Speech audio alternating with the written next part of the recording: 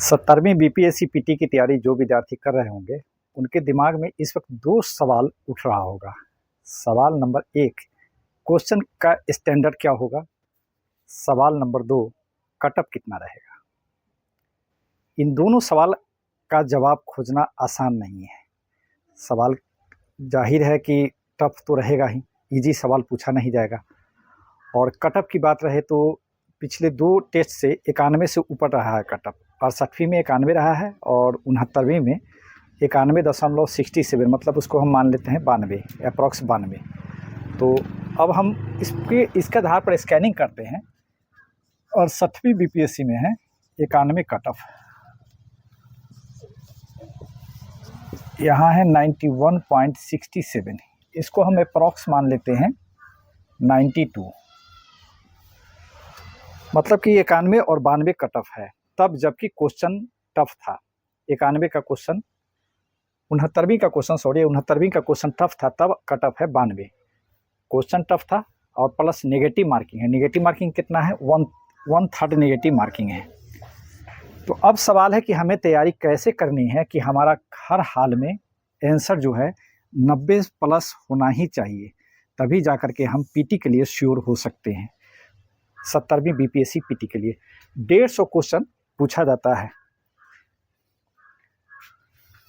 150 question में से अगर हम क्वेश्चन का स्कैनिंग करें तो हम पहले अलग अलग सब्जेक्ट करा करते हैं।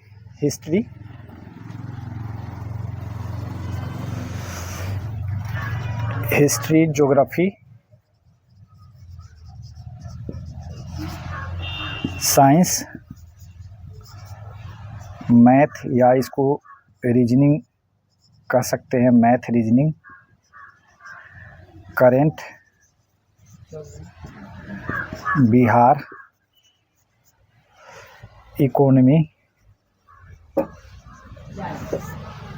और पॉलिटी।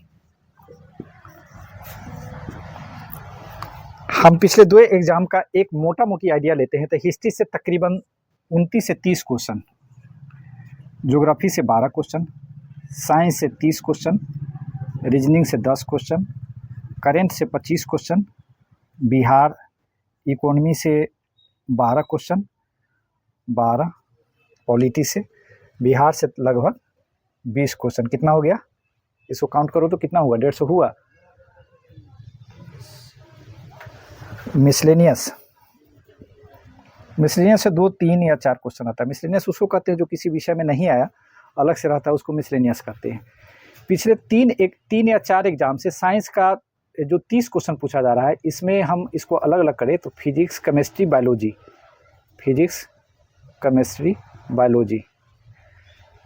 ये तीनों मिला के लगभग 10-10 क्वेश्चन रहता है। लगभग 150 हो गया ना।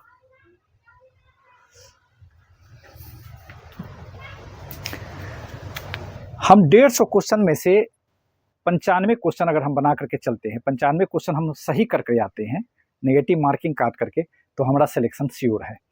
लेकिन 95 क्वेश्चन हम आएगा कैसे, इसकी हम स्ट्रेटजी पर बात करते हैं कि कौन सा स्ट्रेटजी अपनावे, क्या करें हम कि 95 क्वेश्चन हम श्योर बना करके आवे। तो बात करते हैं 95 क्वेश्चन के लिए। मेरा अपना अनुभव है, मेरा अपना समझना है कि आप 150 में से 150 क्वेश्चन की तैयारी कभी ना करें। जो विद्यार्थी 150 क्वेश्चन की तैयारी करता है उसका पीटी कभी नहीं हो सकता है। अब आप मान लीजिए एक क्वेश्चन कोई एब्सर्ड क्वेश्चन हम उसको कहते हैं कि जो क्वेश्चन मतलब हम कहीं पढ़े नहीं, कहीं पढ़ेंगे नहीं, कहीं धोखाधड़ी से सही हो गया, तो अब उसकी तैयारी में हम लग गए। जैसे एक क्वेश्चन पूछ दिया, कोपेन का जलवायु वर्गीकरण में बिहार का क्या सिंबल होता है। अब पता चले कोपेन का जलवायु वर्गीकरण, थॉर्नमेट का जलवायु वर्गीकरण, सब पढ़ना शुरू कर दिए। एक बार एक क्वेश्चन पूछा था, हाथी का वजन क्या है, तो आप पता चले कि जितना जानवर है सबका वजन आप रखते चलिए। तो पहली बार पूछा, दूसरी बार, फिर आज तक जीवन में नहीं पूछा कि किसी जानवर का वजन कितना होता है। तो ये ऐसे क्वेश्चन को हम एब्सर्ड क्वेश्चन करते हैं और ऐसे क्वेश्चन की तैयारी नहीं करनी चाहिए, क्योंकि इस तरह का क्वेश्चन पहली बार पूछा जाता है, फिर पूछेगा कि नहीं पूछेगा इसकी कोई गारंटी नहीं है।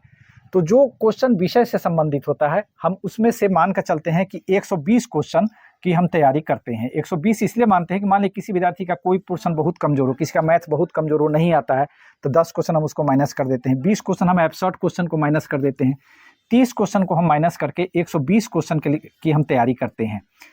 और 120 क्वेश्चन में से यदि एग्जाम हॉल में 80 क्वेश्चन हमको कन्फर्म आ रहा है और हम समझते हैं कि यदि 120 क्वेश्चन की तैयारी आपने अच्छी ढंग से की है तो 80 क्वेश्चन आपको आएगा ही आएगा, श्योर आएगा। यदि आपने मन से तैयारी की है, तो नहीं आएगा तो आपने पढ़ाई ही नहीं की, तो बेकार है एग्जाम देना। और 80 क्वेश्चन यदि आप सही एग्जाम हॉल में करते हैं तो आपका रिजल्ट होने से कोई नहीं रोक सकता। 80 क्वेश्चन कैसे हम करते हैं? इतिहास में है 30, हम यहाँ मान के चलते हैं कि आप 25 क्वेश्चन इतिहास में आप जानते हैं। साइंस में 30 क्वेश्चन, मान लीजिए साइंस टफ पूछ रहा है, पिछले एग्जाम से साइंस टफ पूछ रहा है, उससे मुश्किल हो रही है, हम साइंस में आपको 50% क्वेश्चन करते हैं कि मात्र 15 क्वेश्चन का आप तैयारी कर लेते हैं। ज्योग्राफी में 12 क्वेश्चन है, 12 में से हम 8 क्वेश्चन मानते हैं कि ज्योग्राफी में 8 क्वेश्चन। हिस्ट्री में 30 क्वेश्चन इस तरफ लिखते हैं,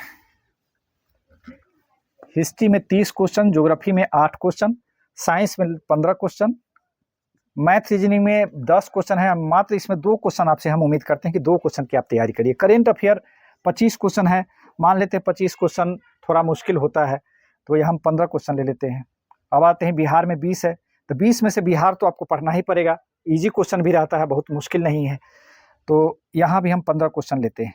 इकोनॉमी में 12 क्वेश्चन है, इकोनॉमी का मान लीजिए कि थोड़ा नहीं आपको समझ में आती, इधर 6 या 7 क्वेश्चन मानते हैं, 7 क्वेश्चन। पॉलिटी में 12 क्वेश्चन है, पॉलिटी का क्वेश्चन सामान्य रूप से आसान क्वेश्चन होता है, 8 क्वेश्चन। अब यदि हम इसको काउंट करते हैं तो कितना होता है? 30 8 38, 2 40 और 15, 40 40 और 15 15 30, कितना हो गया? 100। ये 100 हो गया, ये तो 100 क्वेश्चन हो जाता है। आप सोचिए कि 100 क्वेश्चन का एक आपको आइडिया है तब, जबकि आप 120 क्वेश्चन को लेकर के चलते हैं कि हम 100 क्वेश्चन बना दें। 100 क्वेश्चन को भी नहीं, हम इसमें से आपको कहते हैं कि मात्र 80 क्वेश्चन। 80 क्वेश्चन इसलिए मान लीजिए इसमें फिर हम 30 यहाँ 30 नहीं, यहाँ हम मानते हैं 25 क्वेश्चन ही मानते हैं, यहाँ 25 ही सही करके आते हैं। तो आप किसी तरह से 80 क्वेश्चन यदि कन्फर्म एग्जाम हॉल में जानते हैं तो उसके बाद भी आपके पास बचता है 70। 150 माइनस 80 इज इक्वल टू 70। आपके पास 70 क्वेश्चन बचता है। इस 70 क्वेश्चन में आपको लाना है कम से कम नेगेटिव मार्किंग काट करके 15 क्वेश्चन और बनना चाहिए, तब जा करके आपका सिलेक्शन होगा। अब 70 में 15 कैसे आएगा? 80 के बाद 70 क्वेश्चन जो बचता है, उस 70 में से यदि आपने तैयारी की है तो हम इसको तुक्का लगाएंगे। तुक्का कैसे लगाएंगे? और एक बात याद रखिए, किसी भी ऑब्जेक्टिव एग्जाम में जब तक आप तुक्का लगाने की टेक्निक नहीं जानते हैं, परीक्षा पास नहीं कर सकते हैं। बिना तुक्का लगाए असंभव है परीक्षा पास करना। कोई विद्यार्थी यह सोच ले कि जितना आता है उतना हम एकदम कन्फर्म बना के परीक्षा पास करेंगे, तो ये तकरीबन नामुमकिन बात है। तुक्का लगाना सीखना होगा। तो 70 में से अगर मान लेते हैं हम कि अगर हमने तैयारी की है तो कम से कम 20 क्वेश्चन ऐसा होगा जो हमको इसका आंसर 4 ऑप्शन में से पास आंसर दिखेगा। एक दो ऑप्शन में हमें कन्फ्यूजन होगा, ए बी सी डी में, ए बी सी डी, इन 4 ऑप्शन में से हमें हमेशा कम से कम 20 क्वेश्चन में कन्फ्यूजन होगा कि ए बी सी या सी डी, कोई 4 में से 2 पर हमें कन्फ्यूजन होगा। तो ऐसे में यदि कन्फ्यूजन वाले में हम 20 क्वेश्चन को अगर टिक लगाते हैं, रंगते हैं, तो हमको लगता है कि 20 में से 10 सही होना चाहिए। अब बच जाता है 80 और 20 100, इसके बाद बचता है 150 क्वेश्चन। अब 150 क्वेश्चन में से हम 20 क्वेश्चन छोड़ देते हैं, जो एकदम कुछ नहीं समझ में आ रहा है, पहली बार हम क्वेश्चन सुन रहे हैं, उसका कुछ समझ में नहीं आ रहा है, 20 क्वेश्चन हम छोड़ देते हैं। 30 क्वेश्चन हम और सही करते हैं। तो 30 क्वेश्चन में यदि 10 सही होता है तो हमारा हो गया 10 और 10 20, यानी 100 क्वेश्चन हम सही करते हैं। छोड़ दिया है हमने कितना? 20 क्वेश्चन छोड़ दिया है। अब 100 क्वेश्चन सही है, 30 गलत है।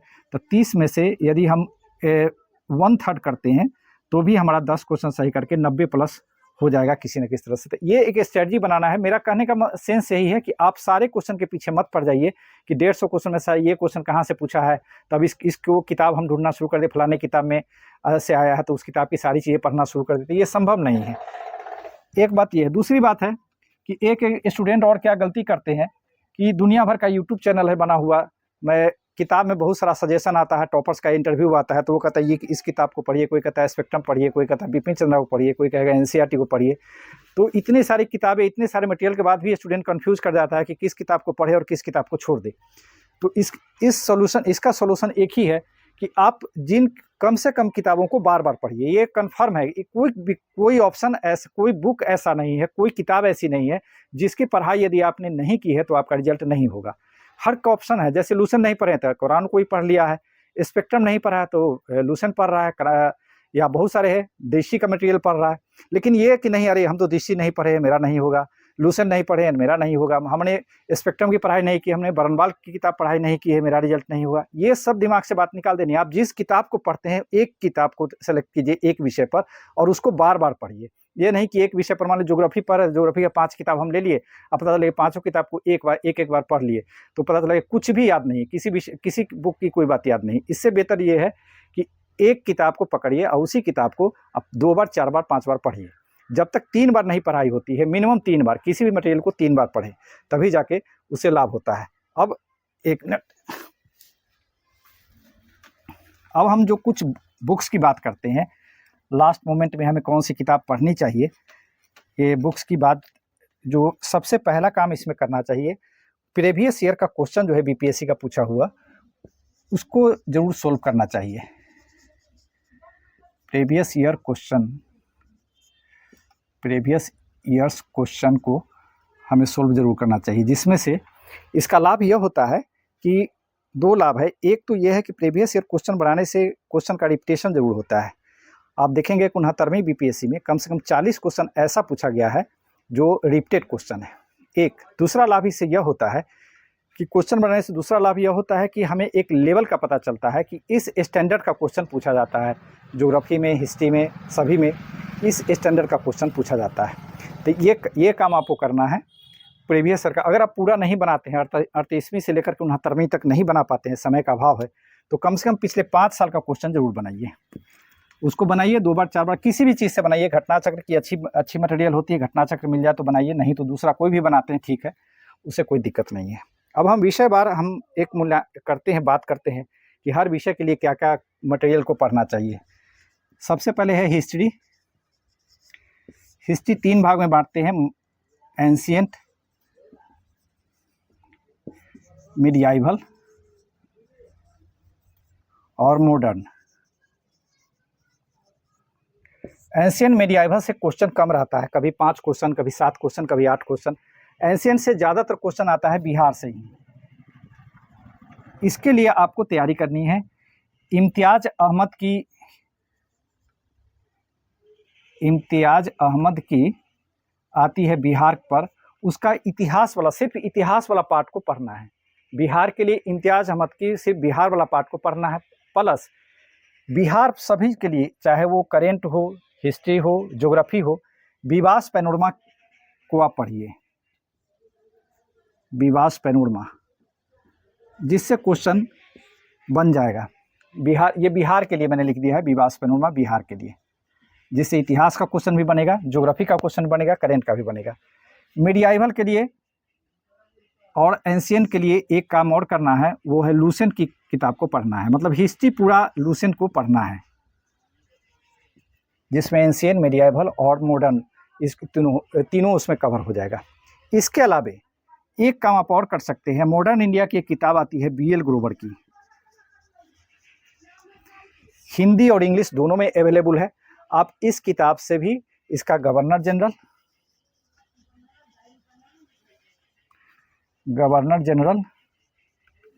और एक्ट को पढ़ सकते हैं। अधिनियम और गवर्नर जनरल BL ग्रोवर की किताब से पढ़ सकते हैं।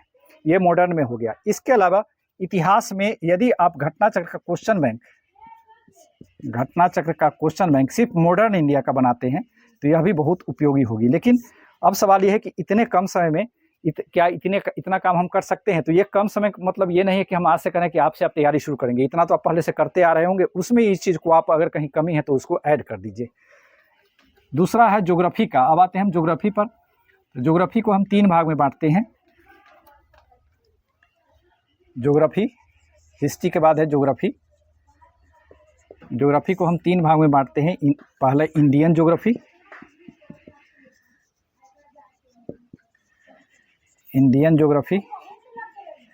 World geography.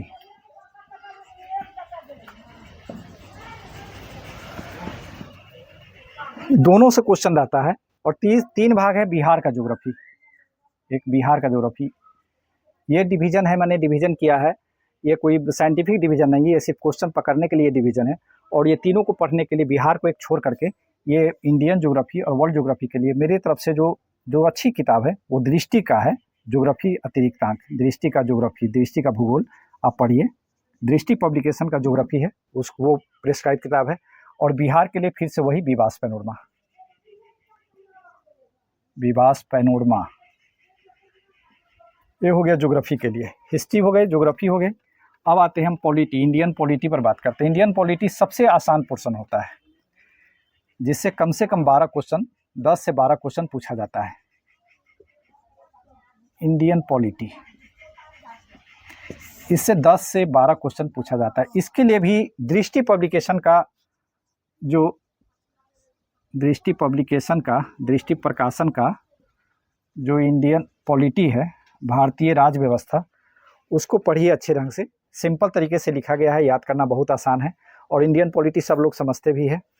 आर्टिकल इसमें याद करने की कोशिश करिए। आर्टिकल 1 से लेकर के 51 तक, 51 का तक इतना आर्टिकल को याद करने की कोशिश करिए कि एक में, आर्टिकल 1 में क्या है, 1 में क्या है, 2 में क्या है, 4 में क्या है। इस तरह से आर्टिकल को याद करने की कोशिश करिए। इसमें नागरिकता से लेकर के नागरिकता से लेकर के मौलिक कर्तव्य तक है। शुरुआत में है नागरिकता, उसके बाद मौलिक अधिकार, उसके बाद 51 का में मौलिक कर्तव्य तक है, वहाँ तक आर्टिकल को याद करिए। उसके बाद प्रधानमंत्री, राष्ट्रपति, इनसे जुड़ा हुआ जो आर्टिकल है उसको याद करने की कोशिश करिए, क्योंकि कभी कभी परीक्षा में आर्टिकल भी पूछा जाता है। इस पॉलिटी के बाद तीसरा पोर्शन है साइंस। साइंस को फिजिक्स, केमिस्ट्री और बायोलॉजी, ये तीनों में 10-10 नंबर के अब प्रश्न पूछे जा रहे हैं। Physics, chemistry, biology, average 10 number, एकदम से एग्जैक्ट 10 नंबर नहीं होता है। कभी 1-2 बढ़ जाता है किसी में, कभी 1-2 घट जाता है। क्या? हाँ, तो ये 10 क्वेश्चन, इसके लिए भी हम दृष्टि प्रकाशन का विज्ञान का अतिरिक्तांक जो है, सामान्य विज्ञान, उसकी मदद से तैयारी करिए विज्ञान में। अब है चौथा, इसके बाद है एक मैथ या रीजनिंग या मैथ रीजनिंग में 69वीं में मैंने देखा है कि 69वीं में जो क्वेश्चन पूछा गया है, 10 क्वेश्चन पूछा गया है, और 10 के 10 क्वेश्चन रीजनिंग का है, मैथ का क्वेश्चन नहीं है। जो विद्यार्थी 10th तक का मैथ अच्छी तरह बनाते होंगे या बनाना जानते हैं, उनको इसमें परेशानी नहीं होगी। इस 10 क्वेश्चन में कम से कम 7-8 क्वेश्चन आसानी से सोल्व करेंगे। हो सकता है आप 10 भी कर दे, लेकिन 7-8 क्वेश्चन तो इजीली सोल्व करेंगे, बशर्ते आपने यदि 10th स्टैंडर्ड तक का मैथ अच्छे से पढ़ा होगा तो।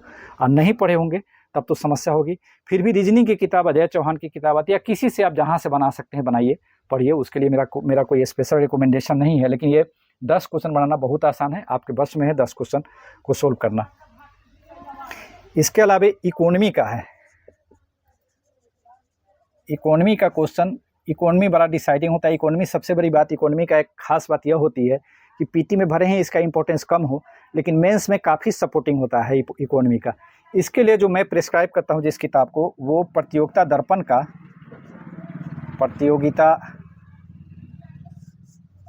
का अर्थव्यवस्था का अतिरिक्तांक है। उसको आप अर्थव्यवस्था के लिए, इकोनॉमी के लिए पढ़िए, उससे आपका इकोनॉमी का क्वेश्चन बन जाना चाहिए।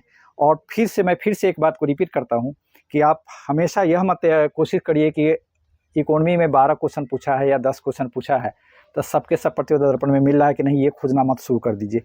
बायोलॉजी में अगर 10 क्वेश्चन पूछा है तो दृष्टि प्रकाशन में 10 का 10 क्वेश्चन खोजना मत शुरू करिए कि अच्छा ये 10 क्वेश्चन पूछा है, दृष्टि में तो 8 क्वेश्चन आ रहा है, 2 क्वेश्चन अब कहाँ से पूछ दिया। पढ़े हुए हैं 2 क्वेश्चन के खोजने के पीछे, पता चला एकदम पसीने पसीने हो रहे हैं, 2 क्वेश्चन खोज रहे हैं, मिल ही नहीं रहा है, और उसके चक्कर में आपका समय बर्बाद हो रहा है। तो ऐसे इतना नहीं, मैंने पहले कहा कि आप 120 क्वेश्चन की तैयारी करिए। 30 क्वेश्चन आप यह मान के चलिए कि आप जानते ही नहीं हैं, आप उसकी तैयारी ही नहीं कर रहे हैं। 30 क्वेश्चन, 120 क्वेश्चन की ही तैयारी आप कर रहे हैं, क्योंकि 150 क्वेश्चन की तैयारी अगर आप कर रहे हैं तो मान के चलिए कि आपका पीटी में टफ होगा। संभव ही नहीं है कि 150 क्वेश्चन की आप तैयारी करके चले जाए। एक अब इसमें बच गया है एक और जो बड़ा इंपॉर्टेंट है, वो है करंट। करंट के लिए 1 साल का कोई मैगजीन पढ़िए, पिछले 1 साल का। मैं तो इसके लिए प्रतियोगिता दर्पण ही सलाह देता हूँ, लेकिन यदि आप क्रॉनिकल पढ़ते हैं या कोई और पढ़ते हैं तो भी उपयोगी है, लेकिन मेरी नज़र में प्रतियोगिता दर्पण है। आप यह मत सोचिए कि 40 दिन में अब इतने सारे मटेरियल का कैसे होगा। मैं फिर कह रहा हूँ कि 40 दिन का मतलब ये नहीं कि आज से आपने तैयारी की शुरुआत की है। तैयारी आप पिछले कई महीनों से या कई दिनों से कर रहे होंगे। उसमें जो यह सुझाव है वह आपके लिए उपयोगी होगा, या आपके कॉन्फिडेंस को बढ़ाने वाला होगा। बात इतनी सी मैं कह रहा हूँ। हाँ, यदि कोई विद्यार्थी आज से ही पढ़ना शुरू करेगा तो वो तो अब तो मैं उसको क्या कह सकता हूँ, पढ़ सकता है। 1 साल का दर्पण, अगर एक दर्पण को पढ़ने में मैं अपने एक्सपीरियंस कर रहा हूँ कि एक दर्पण पढ़ने में 3 घंटा लगता है। यदि आप 12 दर्पण पढ़ते हैं तो 12 दर्पण में कितना हो जाए, 12 × 3 कितना हो गया, 36 आवर्स, यानी 36 घंटा। 36 घंटा लगेगा आपको 12 दर्पण को पढ़ने में। 36 घंटा का अर्थ हो गया कि एक दिन में हम मान के चलते हैं, ज़्यादा समय नहीं, 8 से 9 घंटा एग्जाम का टाइम है। 8 से 9 घंटा यदि आप पढ़ाई नहीं कर रहे हैं तब तो बेकार, पढ़ना ही बेकार है। 8 से 9 घंटा आपको 36 घंटा का अर्थ हो गया। एक दिन में 9 घंटा पढ़ते हैं तो 4 दिन में हम लेकर चलते हैं कि 9 × 4 यानी 4 दिन में आप 1 साल के दर्पण को पूरी तरह पढ़ जाते हैं।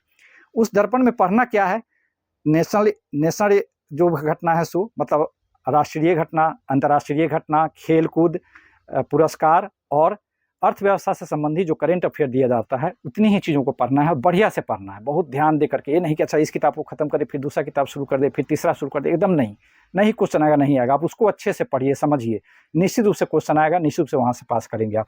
ये नहीं कि अच्छा इसको पढ़ लें, एडिटोरियल भी पढ़ना है, SPD भी पढ़ना है, स्पर्धा भी पढ़ना है, क्रॉनिकल भी पढ़ना है, दृष्टि को भी पढ़ना है। अब इतने सारे किताब मार्केट से खरीद कर ले आए, अच्छा वो सर ऐसा बताया है, वो जो टॉपर है वो ऐसा बताया है, फलाना विद्यार्थी ये चीज़ बताया है। इतने सारे जहाँ मार्केट में गए, ढेर सारा मार्केट में एक किताब अवेलेबल है, खरीद कर ले आए, और सब किताब को थोड़ा एक बार अच्छा थोड़ा इसको भी पढ़ ले, थोड़ा इसको भी पढ़ ले, थोड़ा इसको पढ़ ले, थोड़ा पढ़ने के चक्कर में कुछ नहीं होता है। अब आप थोड़ा ही आप तैयारी हो रह जाती है। थोड़ा पढ़ना, थोड़ी तैयारी हो जाती है। एक किताब को थोड़ा पढ़ाई करें, थोड़ी तैयारी हो जाती है। अब जो समस्या होती है कि अब हम हर विषय का एक बात करते हैं। हर विद्यार्थी का कोई ना कोई एक विषय जो होता है थोड़ा सा वीक होता है। किसी का मैथ वीक होता है, किसी को लगता है यार इतिहास जो ऐसा विषय है उससे ना हमको डेट याद होता है, ना राजा याद होता है, ना घटनाएं याद होती है। किसी को लगता है ज्योग्राफी तो बहुत वास्ट है, पूरी दुनिया के विषय को उसमें जानना है। पॉलिटी तो आसान तो लगता है लेकिन उसका आर्टिकल याद नहीं होता है। तो हर विद्यार्थी का एक न एक विषय कमज़ोर होता है, लेकिन एक विषय यदि आपका कमज़ोर है तो चलेगा। लेकिन यदि आपका पता चले कि नहीं, हिस्ट्री में भी आपको समस्या है, ज्योग्राफी में भी समस्या है, आपको पॉलिटी में भी समस्या है, आपको करंट में भी टेंशन हो रहा है कि अरे दुनिया भर का करंट, साल भर में इतनी घटनाएं होती हैं, हम साल भर का करंट कैसे याद करें, बहुत मुश्किल है। करंट में भी समस्या है, फिजिक्स में भी समस्या है, बायोलॉजी में भी समस्या है, केमिस्ट्री, हर विषय में समस्या है। तो इस समस्या का समाधान है। बीमारी 2 तरह की होती है भाई मेरे, एक होता है एक्यूट और दूसरा होता है क्रॉनिक। यदि यह समस्या एक्यूट है, मतलब कि अभी तत्काल हुआ है और लग रहा है आपको कि भविष्य में हम इस समस्या का समाधान कर सकते हैं, तो आप तैयारी आगे करिए। और यह बीमारी यदि कस के जकड़ लिया है, लगता है कि इसका समाधान नहीं है, तो पैसा लीजिए और कोई दवा दुकान खोलिए, बिजनेस करिए, छोड़ दिए BPSC में क्यों अपना समय बर्बाद करिएगा। दुनिया में बहुत सारा काम है, BPSC ही नहीं है जो करके आदमी ज़िंदगी गुजार सकता है, बहुत सारे ऐसे वर्क है। तो चलिए, इस तरह से हमने एक आपको कॉन्फिडेंस बढ़ाने के लिए एक वीडियो बनाया, छोटी सी वीडियो, पता नहीं आपको कितना अच्छा लग रहा होगा, कितना आपके लिए उपयोगी होगा, तो आप ही बताइएगा। हम नेक्स्ट वीडियो में सब्जेक्ट वाइज अलग अलग करके हिस्ट्री की तैयारी कैसे करें, ज्योग्राफी कैसे पढ़े, और या फ्रीडम स्ट्रगल माने इतिहास का बिल्कुल मैं एंशिएंट से लेकर के 1947 तक का, ज्योग्राफी का, पॉलिटी का अलग अलग वीडियो मैं बनाऊंगा अलग अलग विषय पर, जो आपके लिए निश्चित रूप से उपयोगी होगा। मैं यह दावा करता हूँ, यह मेरा चैलेंज है कि आपके लिए निश्चित रूप से उपयोगी होगा। Thank you.